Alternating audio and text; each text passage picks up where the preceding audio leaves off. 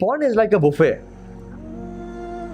आप कभी बुफे पे गए हो ना, खाना कितना पड़ा होता है, दिल चाहता है बंदा हर चीज खा जाए।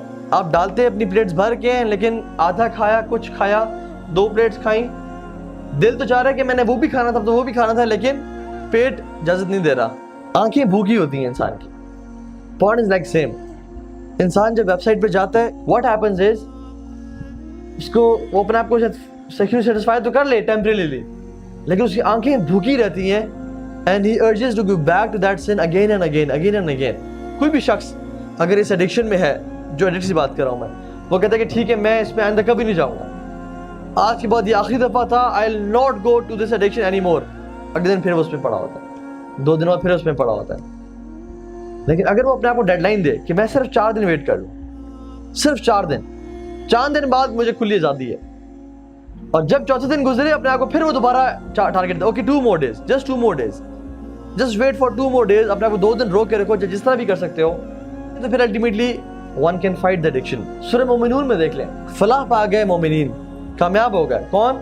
जो अपनी नमाजों में खशियत इख्तियार करते हैं, ठीक है, जो लोग लव से, यूजलेस चीज़ों से दूर रहते हैं, जो लोग ज़कात को अदा करते हैं, और जो लोग वल्लज़ीना हुम लिफ़ुरूजिहिम हाफ़िज़ून, वो अपनी शर्मगाहों की हिफाजत करते हैं। उसके बाद अल्लाह सुब्हानहू व तआला ने फिर जिक्र किया मुख्तलिफ क्वालिटीज़ का, ठीक है, फिर जिक्र किया कि जो लोग फहश और बुराई से बचते हैं। अगर आप इन्हें काउंट करें तो अल्लाह ताला ने फिर आखिर में दोबारा कहा कि जो लोग नमाजों की बाकायदगी से अमल करते हैं, उलाइका हुमुल वारिसून अल्लज़ीना यरिसूनल फ़िरदौसा हुम फ़ीहा खालिदून, ये वो लोग हैं जो फिरदौस के मालिक बनेंगे।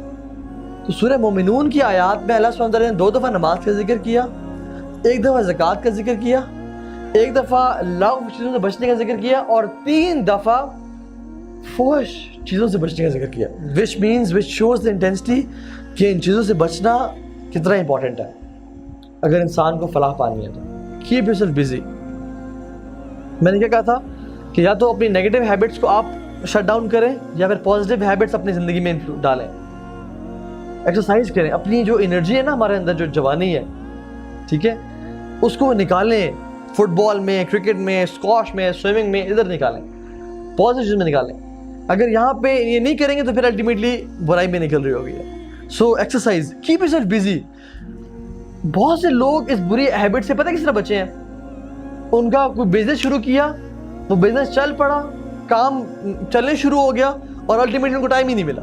अपने पास इतने प्रोजेक्ट्स ले लें, इतने काम करने शुरू हो जाएं कि आपको टाइम ही नहीं मिले, क्योंकि an empty mind is devils workshop. अगर इंसान को कोई काम नहीं है तो कम से कम एक्सरसाइज में गुजार दें। एक्सरसाइज करना बेहतर है गुनाह करने से, ठीक है ना।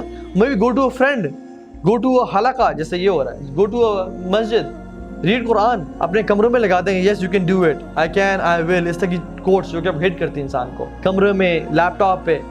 और ये जो वर्ड है अल्लाह देख रहा है, this is very powerful, very powerful. इंसान अपने लैपटॉप के ऊपर यहाँ पे लगा दे, अल्लाह देख रहा है, और फिर देखे कि मैं इंसानी गैरत गवारा नहीं करती कि कोई भी ऐसी नामहरम को भी नज़र पड़े जिसमें ऊपर, मतलब अल्लाह का नाम लिखा हुआ है कि नोइंग अल्लाह इज़ वॉचिंग।